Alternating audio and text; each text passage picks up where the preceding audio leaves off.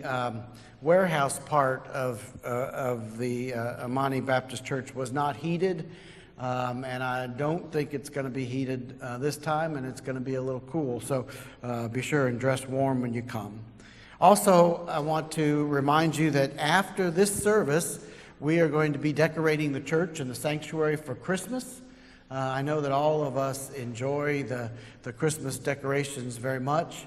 Well, I don't know how to break this to you, but they don't put themselves up.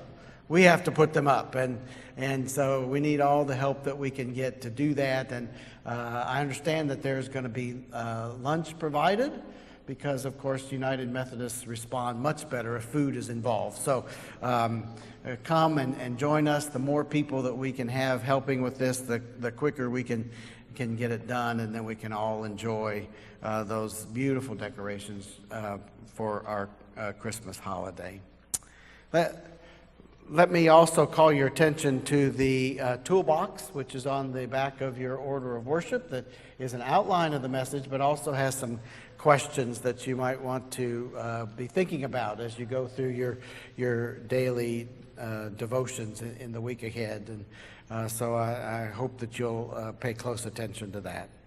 You know, a couple of years ago, there was one of these summer blockbuster movies starring Tom Cruise called The Edge of Tomorrow. Now, I have to have a disclaimer right here at the beginning, because there are so many people who think that I look just like Tom Cruise and got confused and thought that I was the star of this movie, but it was not me, it was Tom Cruise. But it's a movie about a military public relations officer who is sent to film the human counter-offensive against the latest invading race of aliens that wants to conquer the earth. And instead, that public relations officer gets caught up in the fighting and is killed.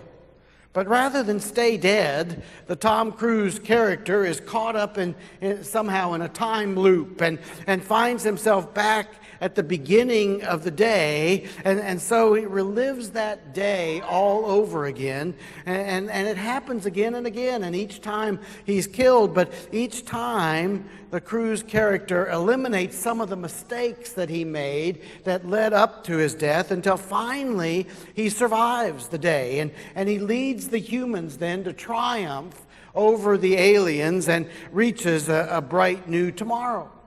And along the way, he rescues others who also had gotten caught up in this time loop. But to get to tomorrow, Cruise's character has to battle the evil aliens as well as the incompetent and unresponsive superiors, and of course his own shortcomings and fears, and until he finally emerges as the warrior who saves the world for tomorrow. Now, in some places of the world, rather than being released under the title of Edge of Tomorrow, that film was released under the title of Live, Die, Repeat. Now, that's not nearly as catchy, of course, as Edge of Tomorrow, but certainly it's more descriptive of that time loop that Cruise's character found himself in. Now, of course, this is science fiction, and in no way is it based on a true story. Or perhaps it is, in a sense, because let me suggest to you that this is the story that's contained in this book, the Holy Bible. Because it's the story of humanity that's caught up in that same kind of time loop of live, die, and repeat. You know, think about it. It started with creation. God placed Adam and Eve in the garden of everlasting life. They were meant to live forever with God, but then they sinned because they thought that they knew better than God. And so they have to leave that garden of everlasting life, and death came into the world. And eventually things got so bad, death and evil were in such control, that God decided it was time for a reset. It was time to repeat. And so along came Noah and the flood, and a new day for humanity. But human beings continued to be caught up in that time loop. We continued to live on the edge of God's tomorrow, but we were doomed to repeat the mistakes that led to our death and our destruction in the first place. And so God sent Abraham. And then God sent Moses, and then God sent King David, and then Isaiah and the prophets to offer a new day for his people. But we continued in the time loop of live, die, repeat. The aliens continued to invade. Goliath and the Philistines, the Assyrians, the Babylonians, the Greeks, the Romans. Every time that God would raise up a hero who would defeat the enemies, humanity would get caught up all over again in that time loop. Because here's the thing that we have always failed to realize, and that was that the real aliens that were defeating us were inside of us. Not invading from the outside. You see, before Tom Cruise's character could triumph over those external forces, he had to deal with the internal aliens that were defeating him. Before the Israelites, who were led from Egypt by Moses, could triumph over the aliens, over the forces that controlled the promised land, they spent a generation in the wilderness dealing with the aliens that were in their midst. And now 8 centuries later, the prophet Jeremiah finds himself in the midst of that same biblical time loop. From the walls of Jerusalem, he can see the aliens coming. He can see the campfires of the Babylonian army who are invading from the north. And death, once more, is knocking at the gates of Jerusalem. But Jeremiah is already looking ahead to a new day. Live, die, repeat. And Jeremiah finds his hope in the church. That's what he's saying in this passage that Will read at the beginning of the service. He is saying that it's the bad shepherds of Israel that are responsible ultimately for the death of the sheep. And by shepherds, he's not talking about the king or the government or even the conquering aliens, the army of the Babylonians. The shepherds of Israel refers to the priests, the religious leaders. Ezekiel, who was a younger contemporary of Jeremiah, also blames the fall of the nation on the bad shepherds of Israel. And centuries before this, in the 23rd Psalm, David had made this link between the church and the shepherds when he wrote, "The Lord is my shepherd." So while Jeremiah was lamenting the impending fall of Jerusalem, really his primary concern is the coming destruction of the temple by Nebuchadnezzar due to the faithlessness of the bad shepherds of Israel. But you see, in death, Jeremiah sees hope in the good shepherds that God is going to raise up when the Messiah comes. Live, die, repeat. Now, of course, when Jesus, the Messiah, did come, one of the names that he took upon himself, remember, was the name the Good Shepherd. No doubt with the words of Jeremiah in mind.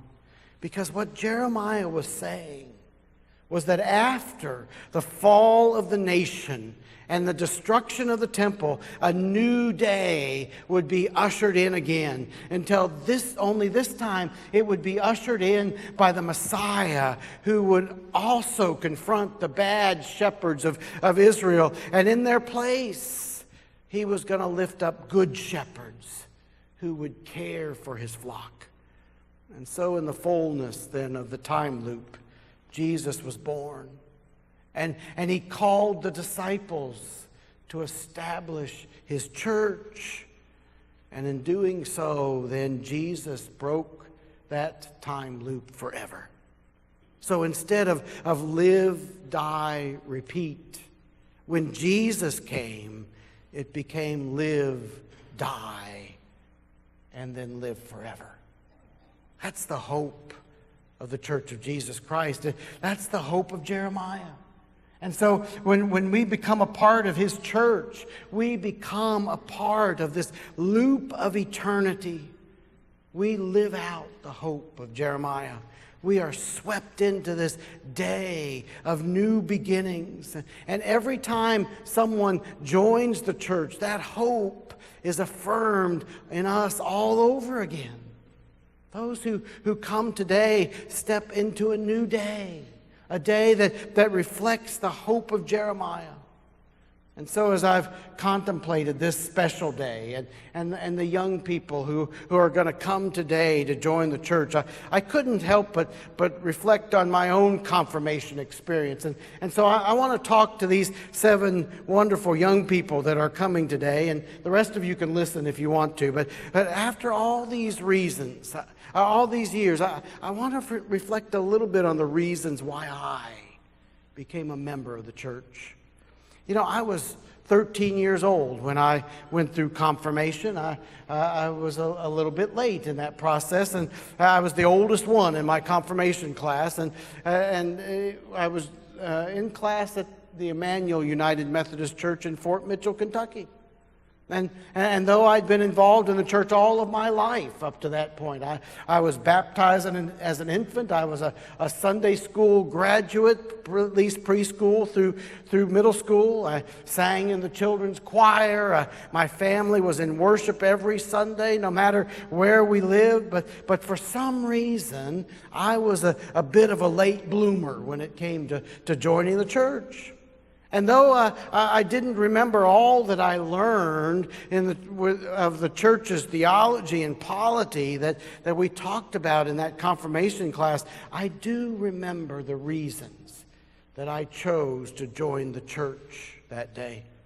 And I realize now that those reasons are really contained in Jeremiah's imagery of the Good Shepherd. So first of all, I joined the church because I had this need to belong. You know, we had just moved to Fort Mitchell that summer, and I was going into my 9th grade year in school, a difficult year under any circumstances, and to be the new kid in 9th grade was particularly difficult, and I was struggling to find my place to belong. Now, my brother was a good athlete, and so he had found his place on the sports teams. And in 8th grade, I had been on the basketball team, but that was only because only 12 tried out. And so the coach kept us all. I wasn't very good. I was the designated fouler. If there was a player on the other team who was scoring a lot of points, the coach would say, "Girard, get in there and rough him up a little." My stats were not measured in points or rebounds. They were measured in the number of personal fouls. And if I fouled out, I bordered on being the star of the game for my team. I was a bad player on a bad team. I didn't have the skills to belong to the basketball team.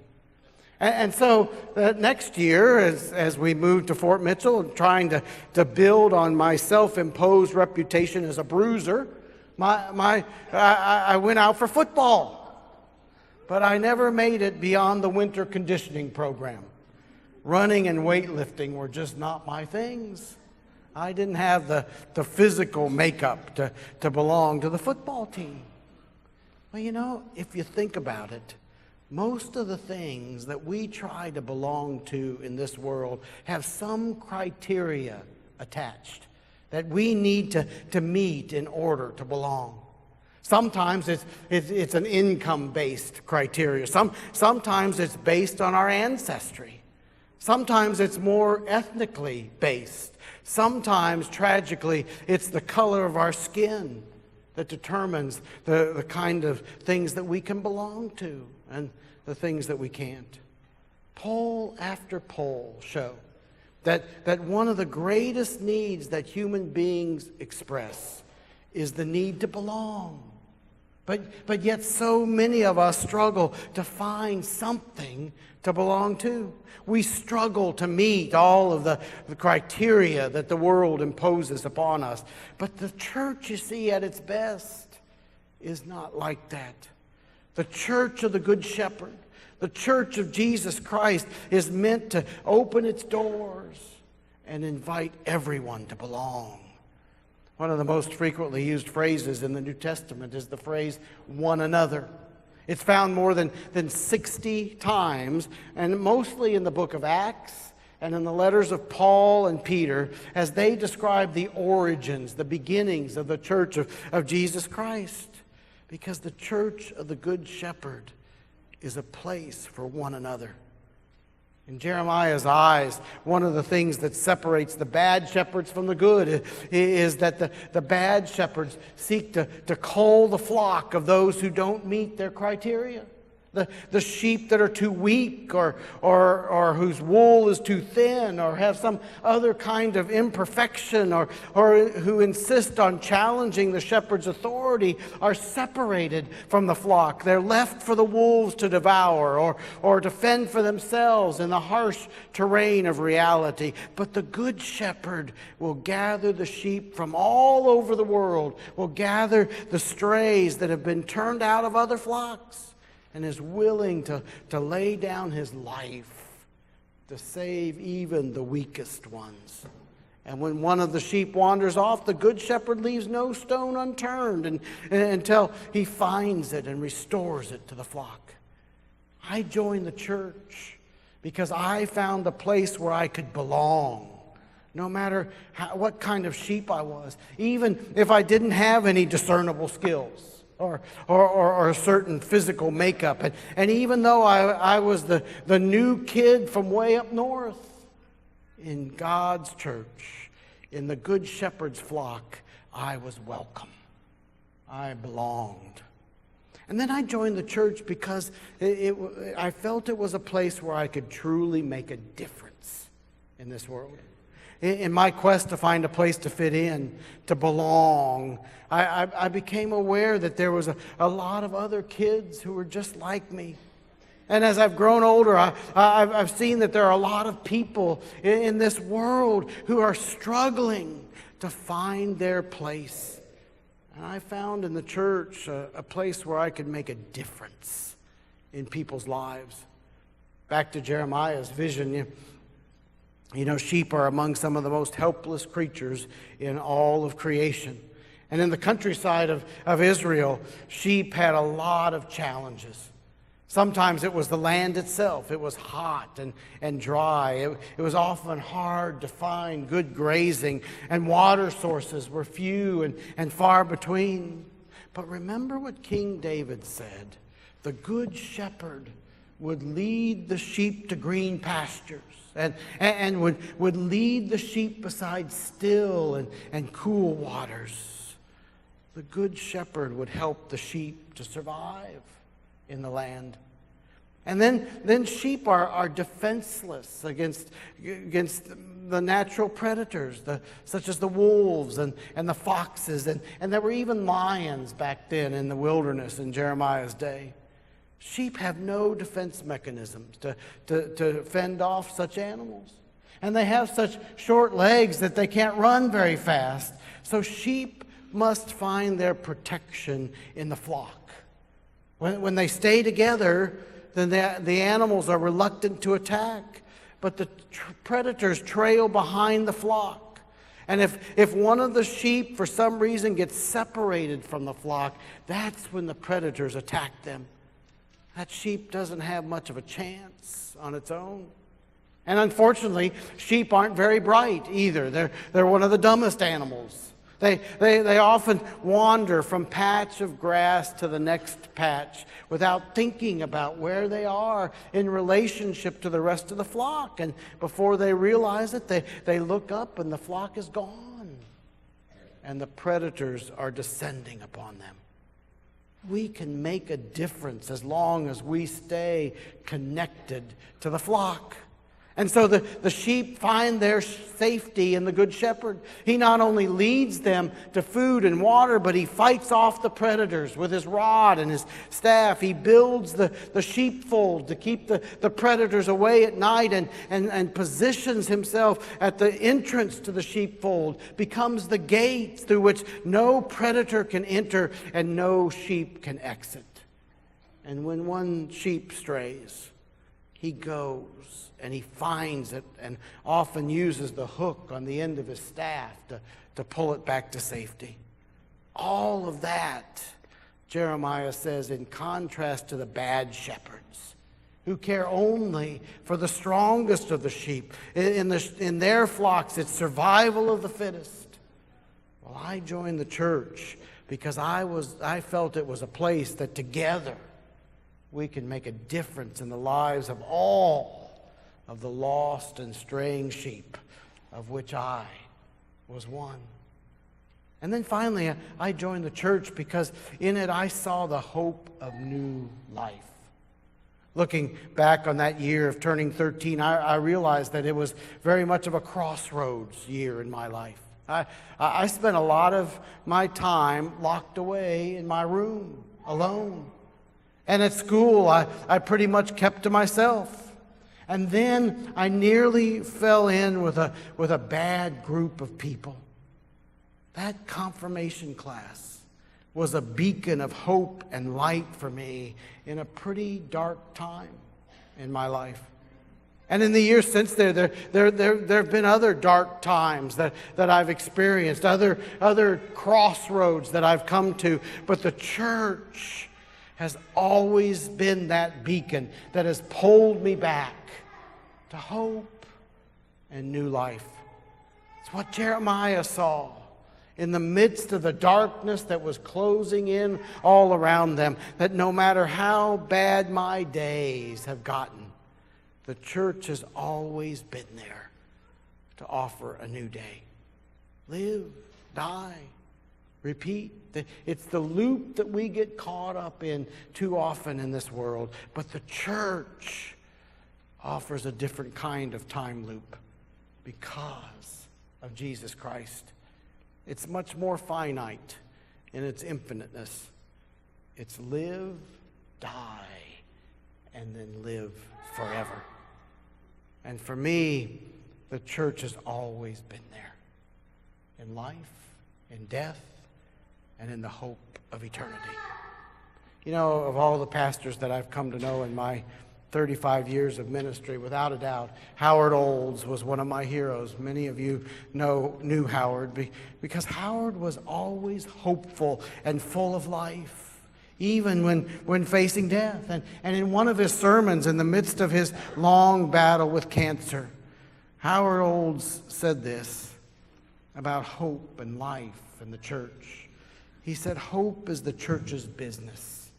You see, we are people of hope because we know the final score. We know who finally wins in this riddle of life. And so whatever the circumstances, we live as people of faith and hope.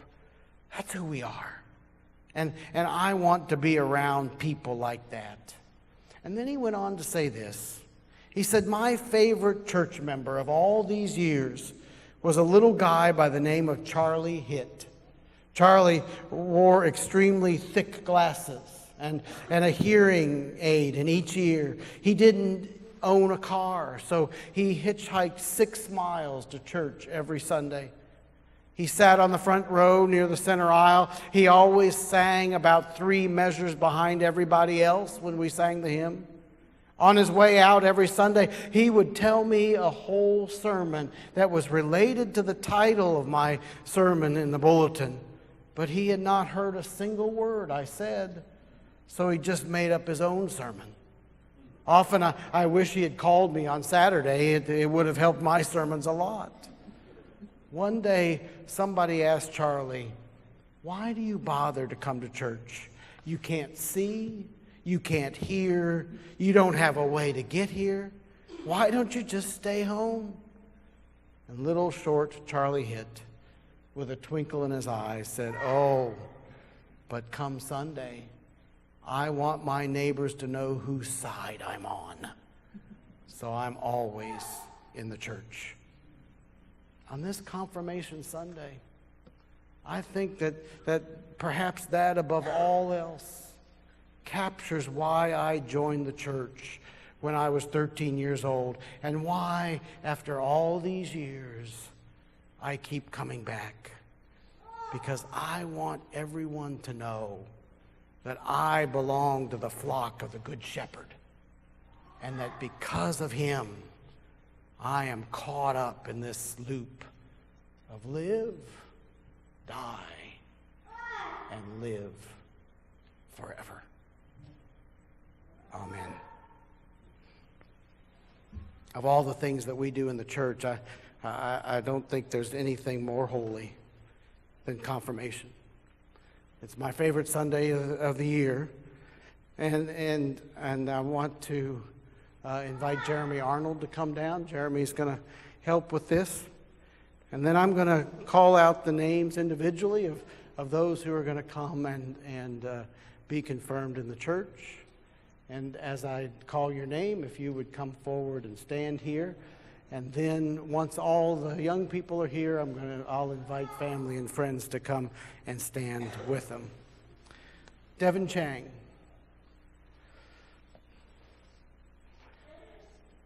Aaron Hayslip. Calvin Adams.